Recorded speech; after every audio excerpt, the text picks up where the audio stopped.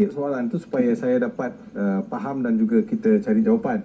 Dalam ayat ini, Allah ada menyebut tanda-tanda kekuasaan Allah. Betul? Allah sebut dalam ayat 33, Allah sebut firman Allah SWT, wa atainahum minal ayati ma fihi bala'um mubin.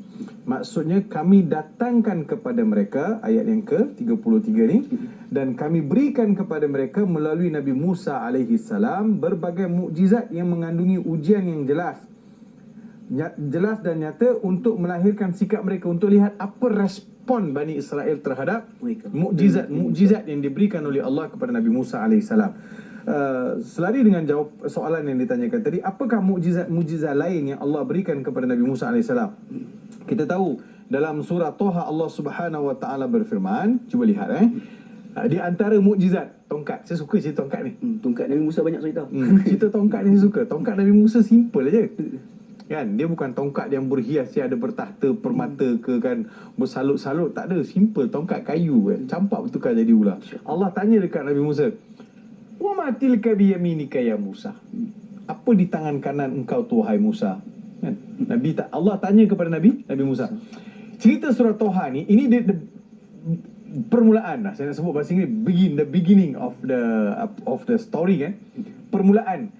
Jadi nak beritahu macam mana Nabi Musa alaihi salam diberitahu oleh Allah, tongkat yang kau pegang tu Musa, aku nak tukarkan jadi ular. Tapi sebelum tu, aku nak kau bagi tahu, aku describe dulu apa di tangan kau tu. Bukannya Allah tak tahu. Allah masih tahu. Allah Maha mengetahui, tapi Allah nak tanya, wa ma tilka bi yaminika ya Musa, apa di tangan kanan kau tu wahai Musa? Nabi Musa jawab apa? Qala hiya asaya atawakka'u 'alayha wa ahushu biha 'ala ghanami wa liya fiha ma'aribu ukhra. Nabi Musa jawab, ianya adalah tongkat. Atawakka'u maksudnya aku menongkat dengannya. Tawakka'u, kan kita biasa tengok tak, orang pegang tongkat letak tangan dua, lepas tu dia relax, jadi dia jadi menongkat lah tu namanya. Dan dia juga disebut sebagai tongkat itu, biasanya di ujung tu mesti ada macam cangkuk kan, tongkat tu ujungnya. Jadi untuk cangkuk pokok-pokok ni, tarik daun tu turun, petik daun tu bagi kami makan.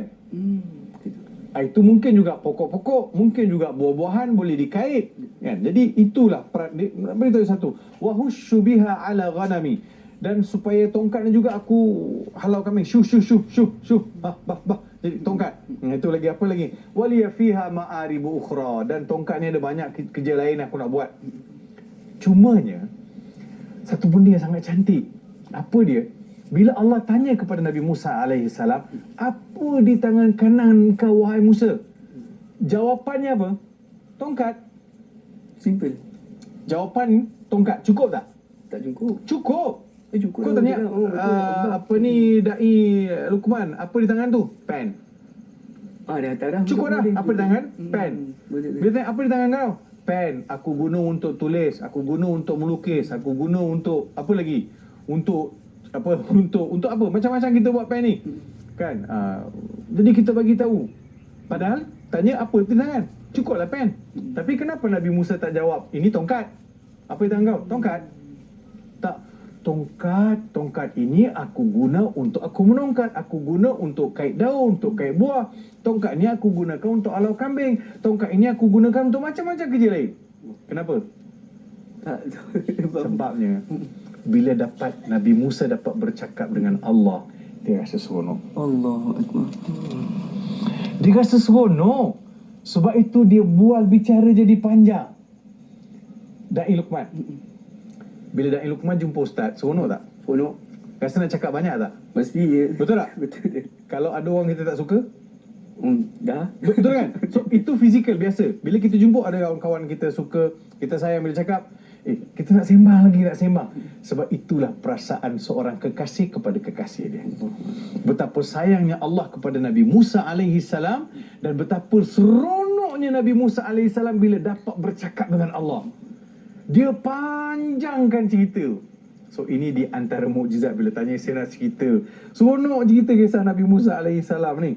Apa dia mukjizat Nabi Musa? Tongkat, tangan Nabi Musa masuk di bawah celah ketiak, tangan kanan dimasuk di bawah celah ketiak ni, diangkat jadi bercahaya. Itu di antara mukjizat.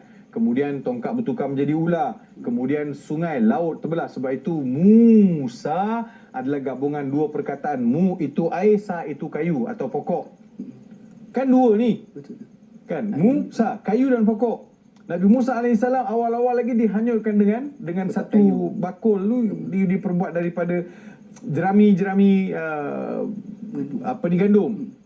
Dihanyutkan. So kemudian tongkat itu banyak memberi bantuan pada Nabi Musa AS. Kemudian air yang mula-mula selamatkan Nabi Musa masa nak dibunuh oleh Firaun. Masa baby tu selamat hanyut sampai ke istana Firaun.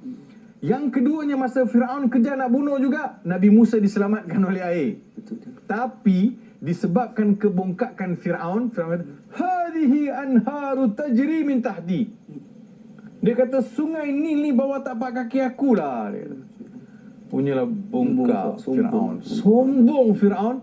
Udahnya mati lemas. Mati dalam laut. Habis mati dalam laut. Jadi saudara dan saudari, kepada ibu Puan Masripa yang bertanya, banyak lagi mukjizat Nabi Musa alaihi salam yang didatangkan supaya mereka beriman. Jadi umat Nabi Muhammad ni, kita tak ada mukjizat yang begitu. Kita pun tidak di zaman Nabi sallallahu alaihi wasallam. Allah bagi macam-macam mukjizat kepada Nabi Muhammad sallallahu alaihi wasallam. Contoh saya pernah cerita dulu. Bila Nabi Muhammad sallallahu alaihi wasallam sedang duduk bersama sahabat, datang sekumpulan kafir Quraisy. Pada masa itu bulan sedang penuh purnama. Tapi kalau nak tengok bulan purnama ni penuh ni, tengok dekat negara Arab cantik. Sebab negara Arab ni dia jarang ada awan-awan ni. Oh, dia jenis langit. Clear. Very clear sky kan. Very clear. Tengok bulan tu, nampak purnama tu penuh. Jadi masa Nabi sedang duduk lihat, datang kafir Quraisy kata, "Muhammad, kalau betul kau Nabi, kau belah bulan tu tengok. Betul kau ada mukjizat, belah tengok. Cuba belah jadi dua." Nabi Muhammad SAW tanya kepada kaum Quraisy, "Kalau aku belah, apakah kamu akan beriman dengan ajaran aku atau ajakan aku?" Okey? Boleh? Kita buat MOU, Memorandum of Understanding. Maksudnya kau belah dulu, kami akan beriman. Nabi Muhammad SAW dengan izin Allah Subhanahu Wa Taala angkat tangan, tunjuk macam ni, terbelah bulan tu. Kemudian Nabi Muhammad angkat balik, tutup balik. Mereka lihat kan? Semua lihat, tengah-nganga mulut, tengok mukjizat tu. Tapi beriman tak? Kemudian tu tak beriman. Apa dia cakap? Ahli sihir. Oh, anta sahir ya Muhammad. Hada sihrun mubin. Dah pula. Tak nak juga beriman kan? Jadi kita tak ada dah mukjizat. Kita tak hidup zaman tu. Kita tak tengok bagaimana kehebatan Nabi Muhammad SAW yang lain. Tapi kita ada Al-Quran. Mukjizat yang paling hebat, yang kekal, abadi, Al-Quran. Itulah mukjizat. Itulah mukjizat ibu ayah. Tak ada mukjizat Nabi Muhammad SAW yang lain. Itulah Nabi tinggalkan kepada kita. Baca ayat dia, hayati ayat dia, faham ayat dia, kita akan dapat rasakan kehebatan. Lebih hebat daripada mukjizat-mukjizat yang lain.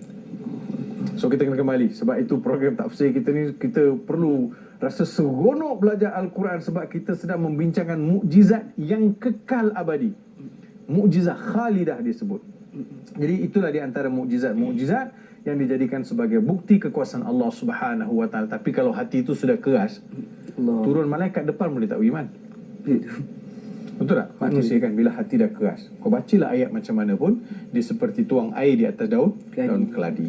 Kita tak mau benda tu berlaku. Kita mau biar Al-Quran memberi kesan. Yang keduanya, selain daripada mukjizat para nabi, adakah sesuatu ujian dan musibah itu juga tanda kekuasaan Allah Subhanahu Wa Taala? Ya, betul.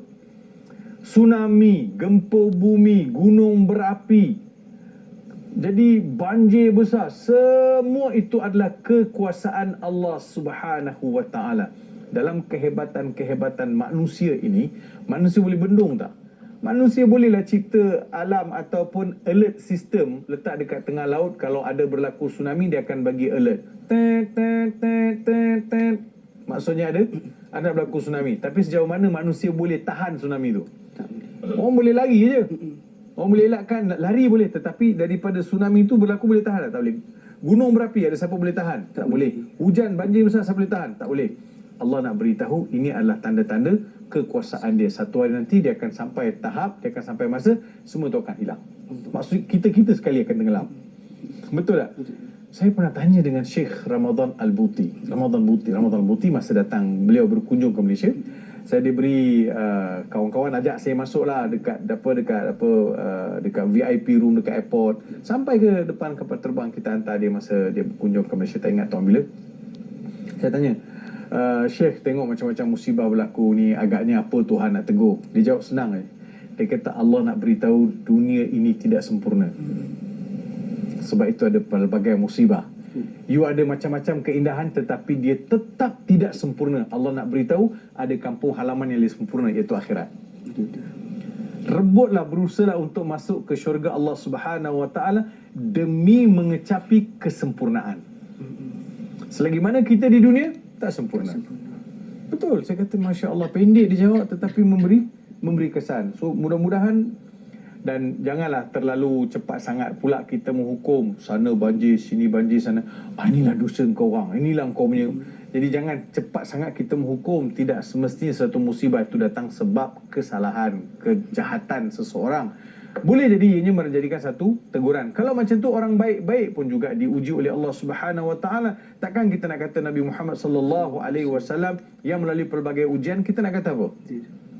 Linuthabbita bihi fuadak. Maksudnya semua itu berlaku untuk mengukuhkan lagi keimanan kita kepada Allah. Bila lihat musibah, bukan untuk mengecam, bukan untuk menghukum, tetapi untuk kita yakin adanya kekuasaan Allah Subhanahu Wa Taala. Manusia ini adalah makhluk yang tidak sempurna. Bumi yang kita duduk juga tidak sempurna. Allahu Akbar. Jadi betul sekalian,